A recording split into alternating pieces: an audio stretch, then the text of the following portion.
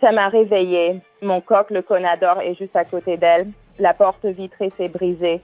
Je crois qu'ils ont cassé sa porte. 3 personnes liées à une base de United States Air Force dans l'Ohio ont été retrouvées mortes. Une mère, un père de 3 enfants et un collègue de travail. Cette affaire a choqué la communauté et brisé une famille. Et cela laisse tant de questions sur ce qui a bien pu se passer pour en arriver à une telle violence. Nous suivons l'affaire présentée par Law on Crime. Je suis Chris Stewart.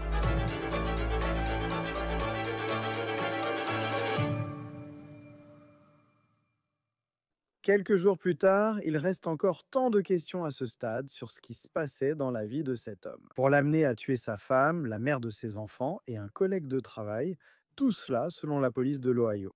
Les forces de l'ordre indiquent en rate qu'une partie des événements mortels a été filmée et qu'une autre a été signalée aux autorités par un appel au 911 d'une femme locale terrifiée. Tout cela s'est produit dans la banlieue de Dayton, dans l'Ohio, non loin de la base aérienne Wright-Patterson. En fait, les 3 personnes impliquées dans cette histoire, les 3 personnes qui ont perdu la vie, travaillaient toutes à la base. Jacob Pritchard, 34 ans, et sa femme Jamie Pritchard, 33 ans. Ils étaient tous les deux employés civils à la base. Jacob travaillait au laboratoire de recherche de l'armée de l'air, tandis que Jamie était spécialiste en finance au centre de gestion du cycle de vie de l'armée de l'air. Maintenant, l'autre femme tuée lors de cette série de crimes est Jamie Gustidis, âgée de 25 ans. En fait, son nom est première lieutenant Jamie Gastinis. Elle travaillait pour la 711e escadre de performance humaine. C'est une partie du laboratoire de recherche de l'armée de l'air où Jacob Pritchard travaillait. Maintenant, jusqu'à présent, la police n'a pas révélé grand-chose sur le lien entre Pritchard et la lieutenante Gustidis, à part le fait qu'elle était une collègue de travail. Gustidis vivait dans un complexe de copropriété à Sugar Creek Township, qui se trouve au sud de la base. Le samedi 25 octobre, vers 2 heures du matin, un appel paniqué au 911 est arrivé au répartiteur du comté de Greene. La voisine de Gustidis a déclaré que quelqu'un l'avait réveillée en sursaut, frappant à la porte de Gustidis et avait peut-être brisé une porte vitrée. En tentant de voir ce qui se passait, elle a déclaré qu'un homme l'avait menacé de lui tirer dessus. 911, quelle est l'adresse de l'urgence? Oui, j'habite au 1627. Chez mes voisins, juste à côté de chez moi, il y avait des gens sur leur terrasse devant un monsieur et il essayait d'entrer par leur porte. J'ai ouvert ma porte arrière et il a dit qu'il avait une arme pour rentrer chez moi. Il a sauté de leur terrasse et s'est enfui. 1627 Honey Tree Place. Oui. D'accord. Il m'a réveillée de cet endroit mort. Il frappait à la porte avec quelque chose et... C'était la porte de votre voisin. Oui, celle de mon voisin. J'habite en copropriété. D'accord, attendez. Il y a combien de temps? Je ne veux pas sortir. Ça vient d'arriver et m'a réveillée. Ma porte de condo est à côté de la sienne. La porte en verre s'est brisée. Je crois qu'ils ont brisé sa porte. En sortant, il t'a dit qu'il avait compris. J'ai ouvert ma porte. Je ne suis pas sortie sur ma terrasse. J'ai allumé la lumière et j'ai passé la tête par la porte. Et il y avait des hommes sur sa terrasse. Et j'ai dit bonjour. Et il a répondu, rentre, on a une arme. Et il a sauté de la terrasse et s'est enfui. Et mon marteau de sonnette s'est déclenché devant. Est-il a sauté de la terrasse? Par où est-il parti? Je n'ai pas vu parce que je suis rentrée à l'intérieur. Je ne sais pas. Donc la porte vitrée là-bas est brisée. J'ai entendu du verre. J'ai entendu comme un bruit de brisure, comme du verre. L'appelant au 911 a vu les images de la caméra Ring et a pu fournir à la police une description partielle de l'homme qui l'avait menacé. La police suppose que cet homme était Jacob Pritchard. D'accord, on dirait qu'il porte un jean bleu-blanc. Il semble que ce soit un homme blanc, d'après ce que je peux voir. Jean bleu-blanc, jean. Et il semble qu'il porte un vêtement noir, comme un t-shirt ou peut-être un sweatshirt. Voyez-vous dans quelle direction il va? Il est venu, donc il était près d'elle. Il est passé par ici. Il a traversé juste devant ma terrasse. Ma porte d'entrée. Ma porte d'entrée donne sur la rue principale quand on entre. Où allait-il? Pouvez-vous le dire? Il allait vers la rue Apple Branch d'Apple. D'accord, ce n'est pas le cas. À pied, il ne monte pas en voiture. Non, il est à pied. Il a couru depuis l'arrière du jardin, traversé puis descendu sur le côté.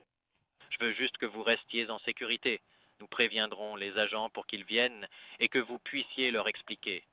Comme je l'ai dit, gardez un œil sur votre porte, votre caméra et tout le reste. Et quand vous voyez les agents arriver, allez leur parler. Mais sinon, restez à l'intérieur jusqu'à ce qu'ils arrivent, au cas où ils seraient encore en train de rôder dehors. Je ne veux pas que vous sortiez et que vous vous mettiez en danger avant que les agents aient eu la chance de vérifier et de sécuriser la zone. D'accord? D'accord, merci. La police a découvert le lieutenant Gustidis mort dans le condo. Mais alors que cette enquête venait tout juste de commencer à Sugar Creek Township, la police de West Milton, dans l'Ohio, à une cinquantaine de kilomètres de l'autre côté de Dayton, a fait une découverte macabre et tragique. Il y avait maintenant une voiture suspecte garée sur le parking du bâtiment municipal à West Milton. Jacob Pritchard se trouvait près de la voiture, retrouvé mort au sol. Il avait ce que la police pensait être une blessure par balle auto-infligée. Le coffre de cette voiture était ouvert et à l'intérieur, une autre découverte horrible. C'était la femme de Pritchard, Jamie. D'après la police, les caméras de surveillance ont filmé les déplacements de Jacob, mais la scène de crime n'a été découverte que vers 5 heures de dimanche. Les enquêteurs de l'Ohio pensent que Jacob a tué sa femme avant de se donner la mort, mais il n'est pas encore clair quand et où son meurtre a eu lieu. Et le mobile derrière les meurtres reste également inconnu. La base de l'armée de l'air a déclaré que les décès font l'objet d'une enquête menée par le Bureau d'enquête criminelle de l'Ohio. Les communautés de Gustidis et des Pritchard sont en deuil. De nombreux voisins affirment que cette violence était totalement inattendue. Jamie était une mère dévouée de 3 enfants. Selon sa nécrologie, elle était très proche de sa grande famille. Cela incluait 6 frères et sœurs et plusieurs neveux et nièces. Sa nécrologie mentionne, je cite, « Ceux qui connaissaient Jamie se souviendront d'elle pour son sourire contagieux et son rire débordant, sa foi profonde en Jésus et son engagement indéfectible à répandre l'amour et la gentillesse auprès de tous ceux qu'elle rencontrait. Elle avait un don rare qui lui permettait de faire sourire et rire les autres, tout en laissant une empreinte durable sur tous ceux qui croisaient sa route. Bien que la présence physique de Jamie ne fasse plus partie de nos vies, son esprit continuera de nous inspirer et de nous élever. Que sa mémoire soit une bénédiction et que nous poursuivions son héritage d'amour et de compassion dans tout ce que nous faisons. L'avis de décès de la lieutenant Jamie Gustidis la décrit comme brutalement arrachée à la vie au début de son existence remarquable. Cela nous donne une idée de son intelligence et de la façon dont elle a servi son pays avec dévouement. Selon son avis de décès, Gustidis a étudié à l'Académie de l'United States Air Force, possédait une licence de pilote privé et avait suivi la formation de pilote de l'Air Force. Et elle a obtenu une maîtrise en sciences et en analyse des opérations à l'Institut de technologie de l'Air Force, qui se trouve sur la base aérienne de Wright-Patterson. Elle s'est spécialisée dans la modélisation mathématique et quantitative. Citation. Jamie incarnait l'acceptation, la douceur, la pureté, la naïveté, la loyauté et la passion. Esprit paisible, accueillant chacun sans nuire. Tous ceux qui ont croisé Jamie dans leur vie sont meilleurs pour l'avoir connu. Nous accueille maintenant le sergent de police Kyle Schoberg, co-animateur du podcast Shots Fired, pour discuter de l'affaire. Merci d'être avec nous, c'est toujours un plaisir de vous avoir sur Law and Crime. Cette histoire est très triste. On pense d'abord à ses parents avec 3 enfants, puis à la lieutenante de l'armée de l'air qui a aussi perdu la vie. Qu'est-ce qui vous a marqué en parcourant ce que nous savons à ce stade de la part des forces de l'ordre sur cette affaire? Oui, donc ce sont des situations délicates. Je veux dire, ça c'est clairement un cas de violence domestique, étant donné qu'ils sont mari et femme. Tout commence par assembler le puzzle. Comment ces personnes se connaissaient-elles? Ils travaillaient ensemble, mais jusqu'à quel point? Et puis, y avait-il une sorte de relation entre sa femme et cet autre individu qui a malheureusement été tué? Et puis, pouvoir relier tout ça et vraiment apporter une forme de clôture, je suppose, à la famille pour expliquer pourquoi tout cela est arrivé. Et simplement pouvoir rassembler toutes les preuves et comprendre exactement ce qui se passait avec toutes les personnes impliquées. Mais c'est triste. Je veux dire, on ne veut jamais voir ce genre de choses. Non, et je veux dire, c'est juste que, vous savez, on regarde des photos de ce couple et des photos du lieutenant Gustidas, et c'est difficile à supporter. Dans les forces de l'ordre, on voit trop souvent ce genre de cas. J'imagine que les données des téléphones portables joueront un rôle important pour reconstituer certains éléments. Comment faites-vous pour découvrir le lien? Nous savons où il travaillait, mais s'il se passait autre chose... Oui, je pense honnêtement qu'une fois que vous aurez accès à ces téléphones portables, cela vous dira tout. Et donc, de nos jours, il est presque impossible de ne pas laisser de traces numériques. Donc, je pense que la première chose à faire, c'est qu'ils vont accéder à tous leurs téléphones portables. Et vous savez, les données des téléphones portables, les relever, bien sûr, pour le suspect, qui laisseront une trace numérique de l'endroit où il se trouvait. Analyser ces téléphones et simplement parcourir les messages textes pour remonter dans le temps. Que se passait-il exactement et y avait-il une relation entre ces deux personnes? Et c'est ce qui a tout déclenché. Et donc, t'as raison, je pense qu'ils obtiendront leur réponse dans ces téléphones portables. Et tu sais, malheureusement, dans certains de ces cas, on ne sait jamais ce qui peut se passer dans une maison. Mais surtout avec ce genre de violence familiale.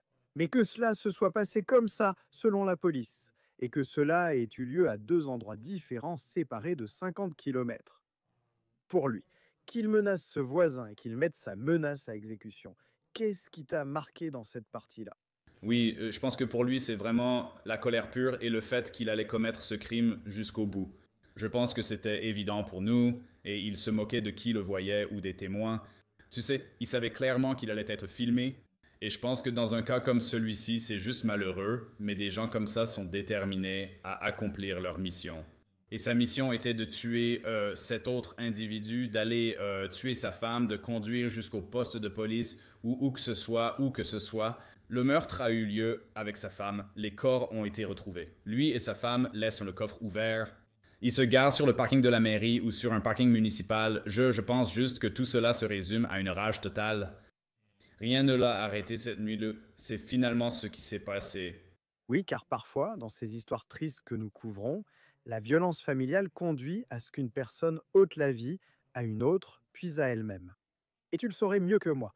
Mais on dirait qu'il y a un de ces moments impulsifs où ça arrive. Mais là, ça aurait dû s'étendre sur au moins, je veux dire, 1 heure au moins, rien qu'en allant au domicile d'une personne. Puis tu conduis 30 minutes jusqu'à un bâtiment municipal où tout se termine. C'est fréquent dans ce type d'histoire. C'est cette impulsion parfois en quelques minutes où tout arrive. Puis dans celle-ci, être dans un état où tu es tellement consumé par la rage que tu vas commettre ce meurtre, soi-disant chez ce collègue. Et puis tu sais, on ne sait toujours pas quand sa femme a été tuée, hein, mais évidemment, il lui a aussi ôté la vie. Oui, malheureusement, c'est très courant et c'est pour ça que les interventions pour violence conjugale sont si violentes et dangereuses, parce que les gens agissent sous le coup de l'émotion. Et il faut penser, moi, ils étaient de marier, tu sais qu'elle avait une autre relation. Je veux dire, ça se résume à la rage et à la violence. Et malheureusement, je le dis tout le temps lors de ce genre d'incidents de violence domestique. Les gens ne réfléchissent pas logiquement, ce qui rend la situation dangereuse pour la police, les victimes et tous les impliqués. Si eux, disons qu'ils ont une sorte de relation ou une liaison, ce sont simplement des situations très explosives. Et ce n'est pas toujours que ça se termine par un meurtre, mais souvent, c'est le cas, ou du moins le meurtre de la victime qui subit la violence domestique. Et donc, je suis reconnaissant qu'aucun enfant n'ait été blessé dans cette affaire, parce que bien souvent, lorsqu'on voit ces meurtres suivis de suicides, on voit aussi des enfants qui sont tués dans ces situations, et c'est vraiment triste. Et le fait qu'il ait conduit pendant 30 minutes, ou que cela se soit étendu sur plus d'1 heure, je veux dire, ce n'est pas, vous savez, c'est tout à fait crédible que cela ait pu se produire. Et un médecin légiste déterminera, vous savez, l'heure du meurtre pour elle. Mais j'allais justement demander combien de temps cela prend-il pour le déterminer. Parce que ça, ce sera important. La meilleure question serait, quelle est la précision de l'heure du décès? Parce que vous avez cet incident qui se déroule tôt le matin, quand l'appel au 911 arrive. Et il semble que le moment du décès de l'épouse reste encore un mystère. Et ensuite, il est au bâtiment municipal. Jusqu'où un pathologiste peut-il affirmer cela avec précision? Je crois que cela s'est produit avant qu'il n'aille chez son collègue ou après. Oui, ils sont très compétents et peuvent affiner cela avec précision. Heure approximative à laquelle l'homicide a réellement eu lieu, vous savez, et surtout en fonction de la rapidité avec laquelle le corps a été retrouvé. Et dans ce cas, ça a été rapide. Mais cela aide aussi d'utiliser, vous savez, l'empreinte numérique de ces personnes. Vous voyez comme quand a-t-elle utilisé son téléphone pour la dernière fois? Quand a-t-elle été active pour la dernière fois? Puis plus rien. Ensuite, ils rassemblent toutes ces informations et sont donc assez précis. Et quand il s'agit de, je sais, on parle de l'empreinte numérique, et ça va être énorme, et on ne sait pas grand-chose. La police et la famille ont peu communiqué sur Jacob Pritchard. Évidemment, nous savons, hélas, par les avis de décès, qu'il aurait tué 2 femmes. Nous savons qu'elles étaient certainement aimées par leur famille et leur communauté. À quel point est-ce fréquent dans ces cas? Je sais que chaque situation est différente. Mais qu'il y avait un schéma menant à un moment de telle rage qui s'étendait sur, disons, 1 heure, ou peu importe combien de temps cela a duré. Pour que tout cela arrive, qu'une personne aille jusqu'au bout. Quelle est la probabilité que tout cela soit arrivé soudainement, sans signe avant-coureur? Oui, je pense que c'est courant. Je veux dire, je pense que les gens craquent et quand quelqu'un craque et qu'il est dans cette crise de rage et qu'il a ce plan qu'il va mettre à exécution, je pense que cela arrive souvent, même en 1 heure. Ce n'est pas très long. Quand quelqu'un est dans cet état émotionnel pour commettre un crime de ce niveau, je pense que quand quelqu'un a décidé d'agir ainsi et qu'il est en rage, rien ne l'arrête. Et on ne sait pas si cette personne était sous l'influence de drogue ou d'alcool ou de quoi que ce soit d'autre. Et donc, évidemment, je crois que cela jouerait un rôle dans son état mental, mais encore une fois, tout cela sera révélé plus tard. Malheureusement, je dirais simplement que c'est courant, et je pense qu'une fois qu'il commet ce premier homicide, il va mettre à exécution le reste de son plan, parce qu'il sait qu'est-ce qu'il a à perdre à ce moment-là. Je veux dire, il sait qu'il est pris, il est filmé, il n'essayait pas de cacher quoi que ce soit. Je pense aussi. Je veux dire, pour la personne qui a trouvé le véhicule au bâtiment municipal. Et je crois que c'était simplement parce que c'était la seule voiture sur le parking. Qu'est-ce que ça fait dans ces moments-là? Parce que je pense que c'était un policier qui s'est rendu compte. Oh mon Dieu, cet homme a été abattu. Il est près de la voiture, vous ouvrez le coffre et découvrez sa femme. Comment sont ces premiers instants? Parce que je suis sûr, même pour vous, même en tant que professionnel formé, ça doit faire monter votre rythme cardiaque à un niveau que la plupart des gens ne peuvent pas comprendre. Oui, et curieusement, j'ai déjà vécu quelque chose de similaire. C'était simplement quelqu'un qui s'était donné la mort. Mais en fait, c'est arrivé 2 fois devant notre commissariat, là où je travaille, à des moments où j'étais en service. Et c'est le cas. L'adrénaline monte. Au commissariat, tu trouves une voiture, un corps au sol, une arme à feu à côté. Tu te demandes si quelqu'un vient d'être assassiné ici et où est-ce le coupable, puis tu découvres un corps dans le coffre. Je veux dire, je ne pense pas que ton cerveau pense aussitôt à un meurtre ou un suicide. En tant qu'agent des forces de l'ordre, tu te demandes, quelqu'un a-t-il commis ce crime ici et est-il toujours en liberté? Et c'est arrivé dans leur commissariat. Donc, il y a beaucoup de choses à prendre en compte. Et je pense qu'au fur et à mesure que les choses se calment un peu, tu peux commencer à assembler les pièces du puzzle. Mes chers, je suis moi-même tombé sur ça et c'est très étrange. Mais je crois que dans ce cas, tu sais, dans les affaires auxquelles j'ai participé, tu découvres que, eh bien, ils ont fait ça au commissariat parce qu'ils voulaient que les policiers trouvent les corps et pas juste un simple citoyen. Donc ça, c'était clairement intentionnel. Parce que je sais aussi, tu sais, d'après ce que la police a dit dans l'Ohio, que le coffre de la voiture était ouvert. Donc il arrive, ouvre le coffre, puis met fin à ses jours. Je sais qu'il est impossible pour quiconque de comprendre ou d'expliquer ce qui se passait réellement dans la tête de quelqu'un. Dans ce cas, je sais que vous allez vérifier les relevés téléphoniques et les messages textes en ligne. Des messages privés qui auraient pu être échangés entre les personnes impliquées. Dans ces situations, on remarque beaucoup de stress et de pression financière. Où regardez-vous, à part les téléphones portables, pour comprendre? Je sais qu'il n'y a plus personne en fuite ni d'affaires criminelles à poursuivre. Mais déterminez exactement ce que vous allez finir par dire aux gens sur la raison pour laquelle tout cela est arrivé. Ouais, eh ben, je pense que ils travaillaient tous ensemble, donc je pense qu'il faut parler aux collègues et tout ça. Vous savez, les gens agissent différemment selon l'environnement, au travail ou avec amis et famille, n'est-ce pas? Je pense que la meilleure preuve pour résoudre cela ou trouver leur raison viendra de leur téléphone portable. Je veux dire, il se passait clairement quelque chose entre les trois et ils doivent juste comprendre ce que c'était. Et ça, vous ne l'obtiendrez qu'à travers les messages textes, les appels téléphoniques, vous savez, les réseaux sociaux, des choses de ce genre, présents dans tous leurs téléphones. Combien de temps cela prend-il? Je sais que cette affaire dure depuis la semaine dernière. Combien de temps faut-il généralement pour recevoir les documents de Verizon ou d'un autre opérateur? Voici les services de messagerie courte échangés entre ces numéros. Oui, la plupart des opérateurs de téléphonie mobile sont très coopératifs avec les forces de l'ordre. Et vous savez, cela implique de rédiger des mandats et ce genre de choses et de pouvoir accéder au téléphone portable. Ensuite, il faut connecter ces téléphones à des appareils pour déverrouiller les codes d'accès. S'il y a, vous savez, un nouveau téléphone portable de nos jours, vous savez, qui ont des mises à jour iOS ou peu importe le cas, comme les choses qui permettent de pénétrer dans les téléphones portables, doivent constamment évoluer pour pouvoir accéder au téléphone. Et si vous avez des mots de passe sur vos téléphones, combien de chiffres y a-t-il? Est-ce la reconnaissance faciale? Pardon. Le processus peut être ralenti car certains appareils piratant les téléphones ne sont pas toujours aussi à jour que certains opérateurs mobiles. Cette partie reste délicate et évolue sans cesse, jouant ainsi un rôle majeur. Cela peut être aussi rapide qu'une journée ou prendre jusqu'à un an, on ne sait jamais. Donc, cela dépend d'un type de téléphone qu'ils possédent et de leur sécurité. Quand il s'agit de parler aux membres de la famille dans des situations comme celle-ci, en sachant qu'ils traversent un choc incroyable, une perte immense, et vous pourriez devoir poser des questions sur l'infidélité. Et on ne sait pas si c'est ce qui se passait ici, mais il y a évidemment un homme, 2 femmes, vous voyez, l'une était une collègue de travail. C'est certainement une question que les forces de l'ordre vont poser aux membres de la famille à propos de ce genre de choses. Et comment abordez-vous cette conversation?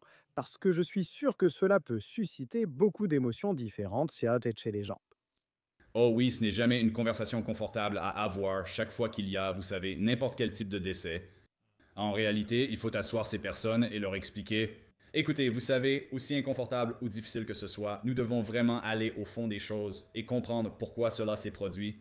Et ces conversations ou questions doivent être posées maintenant. Évidemment, vous devez faire preuve de diligence dans la façon dont vous posez les questions, votre ton, votre attitude et tout cela. Très souvent, nous avons des aumôniers avec nous si la situation est très sensible pour, vous savez, soutenir ces victimes qui ont perdu un proche, mais qui sont mal à l'aise. En tant qu'enquêteur, il faut souvent répondre à ces questions et seuls les membres de la famille détiennent ces réponses. Pas de moyens simples, même avec des amis proches. Et puis, moi, parce que c'est une affaire, je veux dire, malheureusement, c'est, vous savez, d'une certaine manière, c'est une enquête criminelle, mais il n'y aura pas de procès. Il n'y aura pas, vous savez, c'est très définitif en ce qui concerne ce qui s'est passé ici. À quoi ressemble la fin de cette enquête? Vous savez, est-ce que cela consiste à contacter la famille, puis à les faire venir, à les asseoir et à leur exposer ce que vous pensez s'être passé? Comment clôture-t-on une telle affaire? Ces affaires seront toujours enquêtées comme tout autre homicide jusqu'à leur résolution. Et donc, il est probable que peu d'informations soient données à la famille tant que l'enquête n'est pas terminée. Je sais que c'est souvent difficile à comprendre, car en apparence, on croit que l'affaire est terminée. Nous savons ce qui s'est passé, nous voulons des réponses, et malheureusement, nous, dans les forces de l'ordre, nous ne pouvons pas faire cela. Nous devons préserver l'intégrité de l'affaire et poursuivre l'enquête jusqu'au bout. Et une fois que c'est terminé, à ce moment-là, vous pouvez présenter ce qui s'est passé à la famille. Mais cela prend du temps, même si nous savons ce que c'est et ce qui s'est passé. Mais rien n'est bâclé, même dans des cas comme celui-ci. Oui, c'est une affaire très triste. Je sais qu'ils étaient les parents de 3 enfants, le lieutenant. Diplômée de l'Académie de l'armée de l'air, elle avait de nombreux atouts. C'est tragique. Ils étaient de l'Ohio. Kyle Schauberg, sergent de police et co-animateur du podcast Shots Fired. Merci d'avoir analysé cette affaire avec nous. Absolument. Merci de m'avoir invité, Chris. Merci d'avoir suivi cette affaire avec Law & Crime. Abonnez-vous sur YouTube et Spotify.